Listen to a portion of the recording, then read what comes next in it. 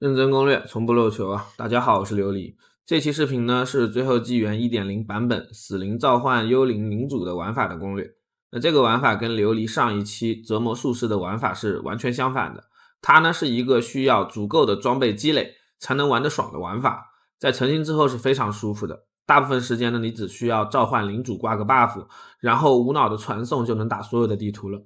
打 boss 呢更是可以在喂养领主之后几下拍死。不会和折磨术士一样，在1000腐化之后，由于 BOSS 战斗阶段最多 89% 的减伤，导致他打 BOSS 的效率非常低下。它的缺点呢，就是刚需的核心暗金不到手就没法玩，而且只有领主头的话，你玩的也不是很爽。因为领主的攻击模式在群怪环境下，前期坚韧不够会很容易导致我们暴毙。我个人认为，这个玩法想要玩的舒服，一是身上要有1到2条冷却，配合神像让转移的冷却降低到3秒左右。第二就是最少你刷到冻伤镣铐、抹灭盾和抹灭遗物3个暗金，这样子你在刷图的时候坚韧才能有所保证。那接下来是玩法的具体介绍，琉璃会按照屏幕中的顺序来依次介绍这个玩法。如果你对基础的内容有所了解，就可以直接跳到后面开始敲作业。但我们还是要先了解一下幽灵领主这个召唤物的一些核心机制。我们只有刷到核心暗金头盔、幽灵领主的港湾，才能把自己的召唤幽灵变成召唤幽灵领主。这个领主本身是属于怨灵类腐化伤害的召唤物，它可以正常享受召唤幽灵技能树的大部分效果，但同一时间只能被召唤一只。它被召唤出来之后，如果处于战斗状态，就会为我们召唤幽灵到幽灵存活上限。达到上限之后呢，就会开始使用最多一次命中3个目标的腐化光束来攻击附近敌人。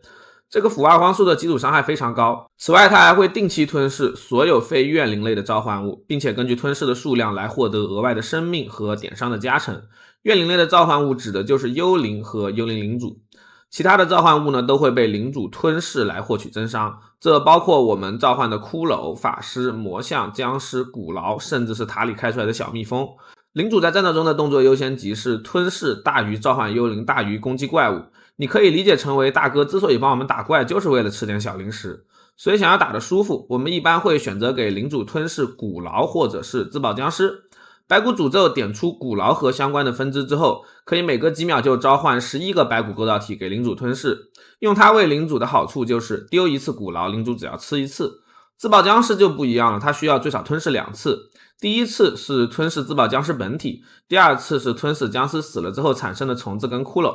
如果你点了僵尸附身天赋的话，很可能一只僵尸要吞好几次。通过击败流亡法师或者是制作，我们可以在腰带获取喝药召唤自爆僵尸的词条。这个词条召唤的自爆僵尸也会产生小虫子跟骷髅，所以要最大化的伤害就是自己召唤加喝药召唤僵尸，领主不停吃个几秒就能获得最大的爆发了。但如果是用来日常刷图的话，古牢也是很不错的，因为这样每次你丢古牢，领主只要吃一次，节省下来的时间可以用来打怪。总之呢，根据自己的喜好来选择宠物的饲料就好了。这样的基础上，幽灵领主跟游戏中绝大部分的召唤物一样，都存在一个快召机制。我们召唤它瞬间的面板，决定了召唤它之后整个存活时间的面板。所以你可以选择换上一身纯增幅召唤物的装备，召唤了领主之后，再把它们换成给自己提供坚韧的装备。甚至可以带朱拉指环、喝药卡属性，不过这样一来我们就必须舍弃死亡轨迹这个节点了。它呢会导致幽灵领主在过图之后不会攻击，只有重新召唤才会攻击跟吞噬小零食。总之呢，操作起来有利有弊，看你自己个人的喜好吧。我目前呢因为用来替换的装备不够多，所以还是选择点了死亡轨迹砍掉了大哥的双腿，然后靠传送带着他赶路。这就必须要我们刷一个鞋子位置的传送词条了，它可以让我们在转移之后呢把大哥带过来。接下来是技能加点的参考啊，召唤幽灵的技能数如下。注意，前期最关键的节点是双生灵体，点了它之后，领主只召唤2个幽灵就会开始打怪了，而且幽灵也不会随时间扣血了。之后，如果你装备不好的话，可以看情况去掉一些生命或者是增伤的节点。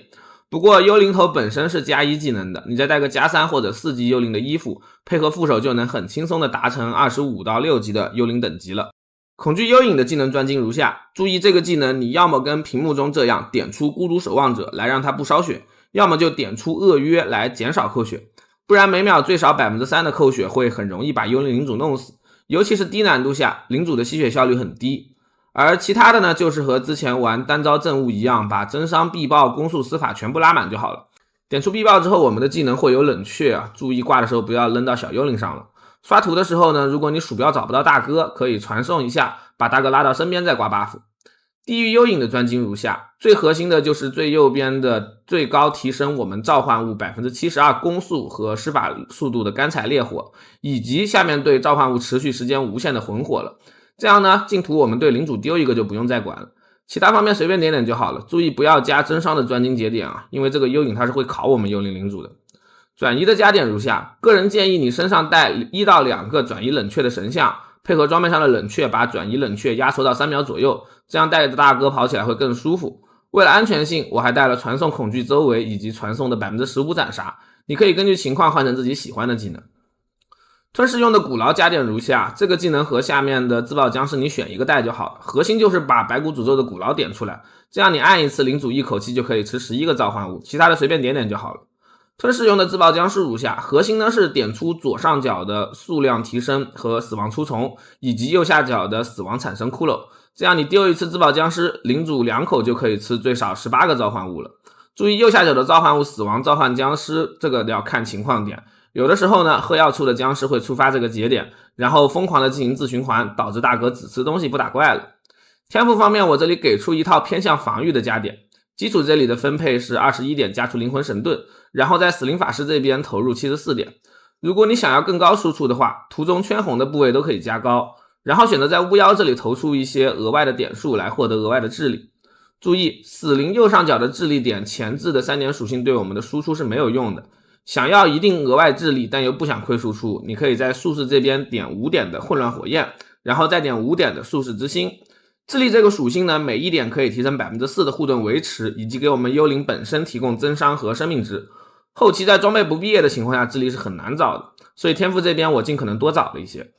装备词缀方面可以参考屏幕中的这一套，虽然我给出了很多黄装的词缀推荐，但有条件的话，这一套除了腰带跟戒指之外，其他的所有装备都是能带合成暗金就尽量带的。所以简单说一下这些暗金的功能以及推荐的刷装顺序。那首先就是65级才能穿的核心幽灵头了，它属于是一个世界掉落的暗金头盔，命运阵营可以通过接暗金头盔的预言来快速刷到它。这个头盔是我们玩法核心中的核心，没有头盔的话，建议先用琉璃之前发的火招玩法进行开荒。有了头盔之后，我们就不缺输出了，接下来就是想办法补生存。中后期我们肯定是要走滴血护盾体系的，但这个体系想要流畅运作，就必须在鞋子打上实验室穿越词缀。所以呢，刷到头盔之后，我们就可以开始住进鲜血、冰冻、死亡这个时间线了。这个时间线的 BOSS 会掉冻伤镣铐和回光返照鞋子，而其中的胸甲节点呢，还有概率出大师血。但没有刷去滴血主剑之前，我们想要提升坚韧，可以先从武器着手，刷一把石庭错觉剑，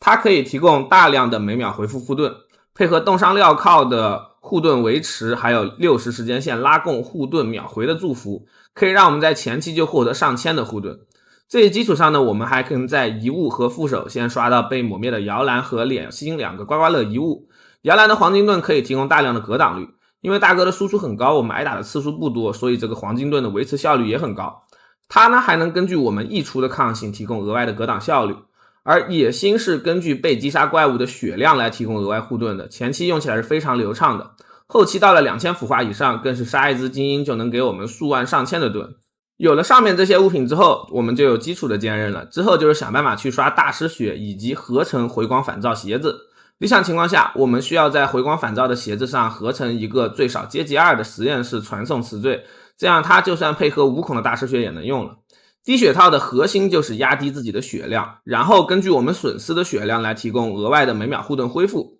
所以呢，有了这样的鞋子跟胸甲之后，我们就需要在装备上找一些生命上限了。血量上限越高，转移出来的盾就越厚。之后就是给冻伤镣铐合成一个损失血转盾，我们的滴血护盾就算是初步成型了，差不多起步就能有个3到4千的护盾。你的血量跟冰抗堆起来的话，7、8千甚至是1万的常驻护盾都是可以获取的。目前游戏中是可以卡双手的，所以呢，武器带滴血套的情况下，可以换成篡夺者之令这个双手镰刀。实验室词缀的装备，除了通过击杀流亡法师之外，也能通过洞察铭文来进行公式制作，具体可以参考企鹅猫制作的这个视频。这个铭文本身呢，也是需要利用研究符文去封印装备来获取的，所以还是得多抓法师才行。利用制作公式，我们可以很轻松的在崇高装备上附加实验室的词缀。其中呢，手套部位最好是 T5 以上的旋转盾，鞋子这边只要打上 T2 的实验室传送就好了。那剩下的就只有腰带、戒指和项链了。项链这边呢，你要输出就带濒死呻吟，要防御功能就带全能拉全抗。戒指我推荐你带一个正物掉落的血丝带，它可以让我们的幽灵不被暴击，高腐化也不会暴毙了。但是如果要追求输出的话，还是带绿松石基底的戒指，然后追求召唤物生命、伤害和智力，次要就拉抗性就完事了。满抗性的情况下，最好是找冰抗，因为可以配合手套拉高我们的护盾维持。腰带这边建议日常过图跟琉璃一样，找一个带冰抗的基底的有高冷却的腰带。毕竟我们的大哥现在是没有双脚的，全靠我们的传送带着走。传送的冷却决定了大哥的打怪效率，而其他的词缀呢，就是堆积下召唤物伤害、生命，然后拉一拉最大生命值就好了。